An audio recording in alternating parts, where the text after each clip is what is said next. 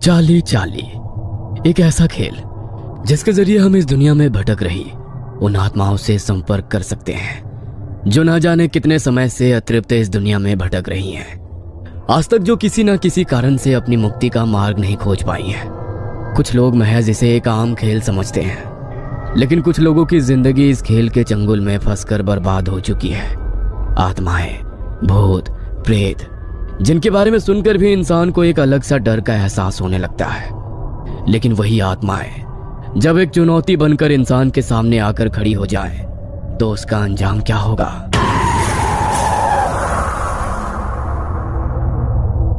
Peter, George, Daisy और Ruby चारों दोस्त अपनी कॉलेज की लाइब्रेरी में बैठे थे। तभी पीटर लाइब्रेरी के एक शेल्फ में हिस्ट्री की एक बुक ढूंढने लगा।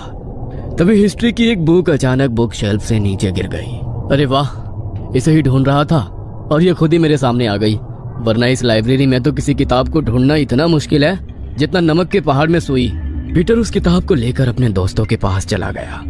वह पन्ने पलटते हुए उस किताब को पढ़ ही रहा था कि तभी उसे उस किताब के तीसरे पन्ने पर एक फोल्ड किया हुआ पेज रखा मिला।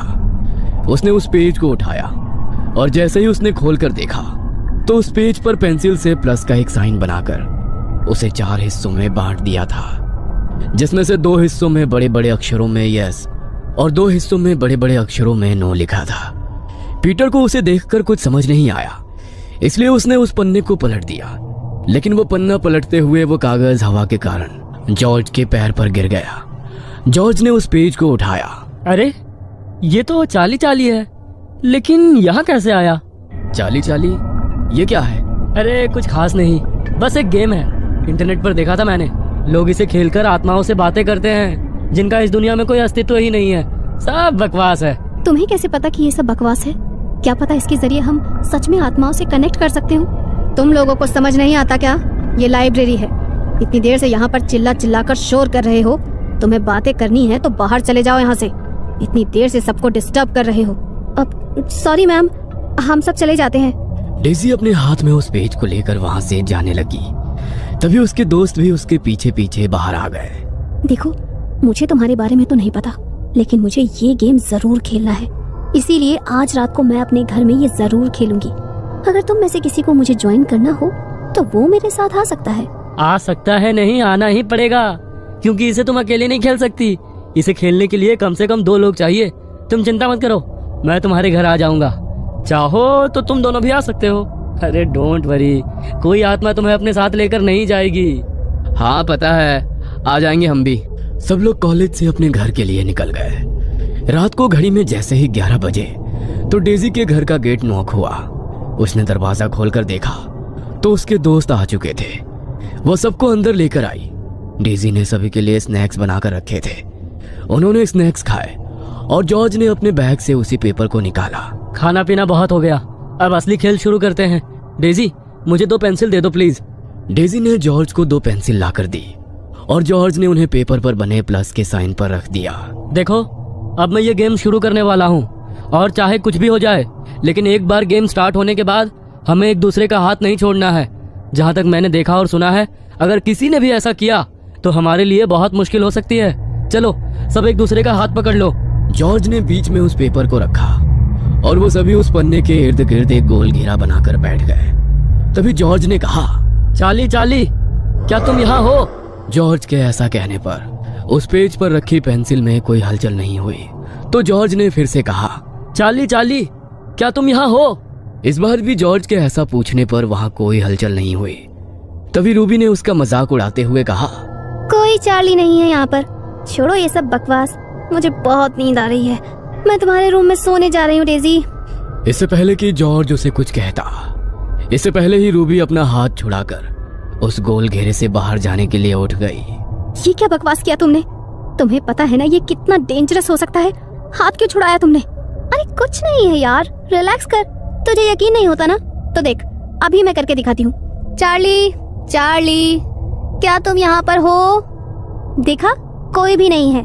ओह शिट, कोई स्पिरिट है यहाँ पर। तुमने ये क्या किया रूबी? अब बैठो यहाँ पर, वरना बहुत बड़ी मुसीबत हो जाएगी।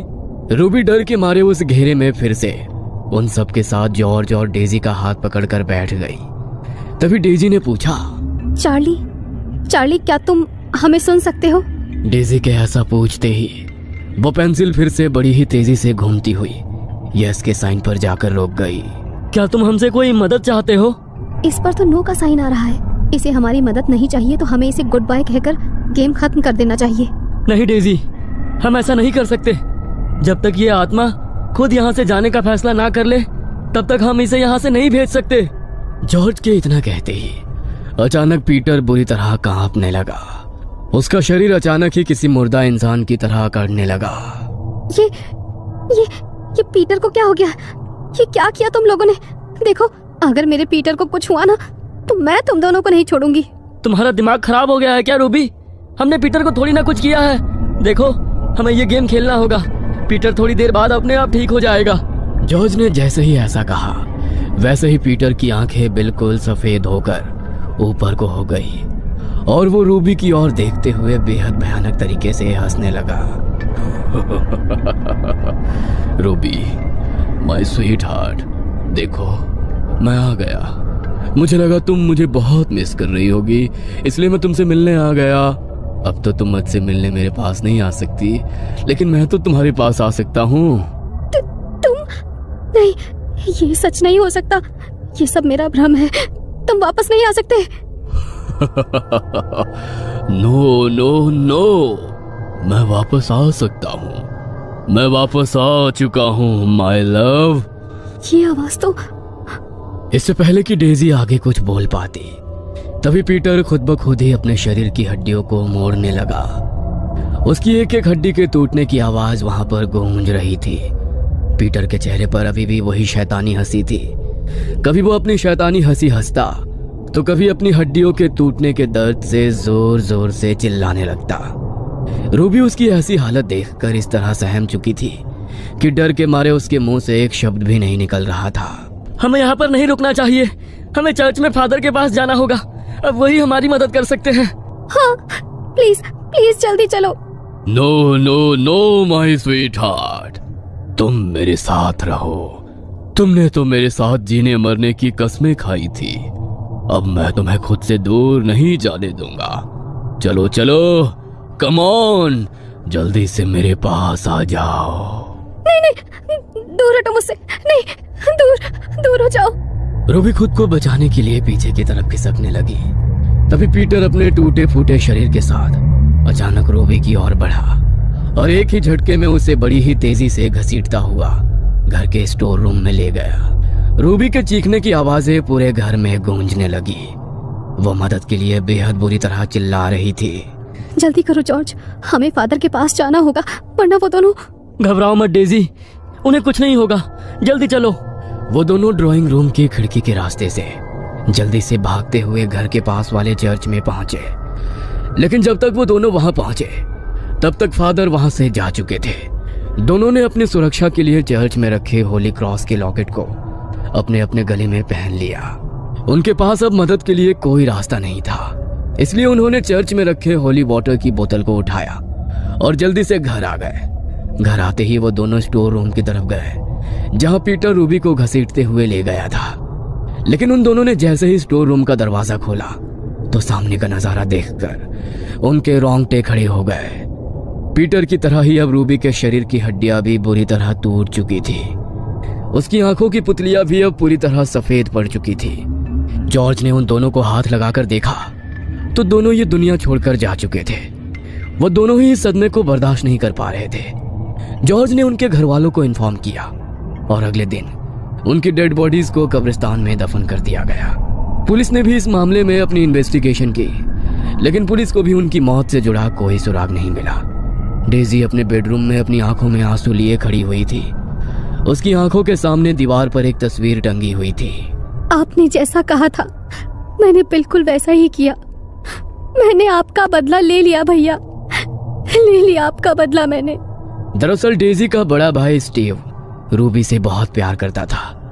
वो उससे शादी करना चाहता था, लेकिन डेजी सिर्फ उसके पैसों के लिए उसके साथ थी। उसने स्टीव को बहुत बार बेवकूफ बनाकर उससे पैसे हड़पे और उन पैसों से वो अपने दूसरे बॉयफ्रेंड पीटर के साथ अय्याशियां करने लगी।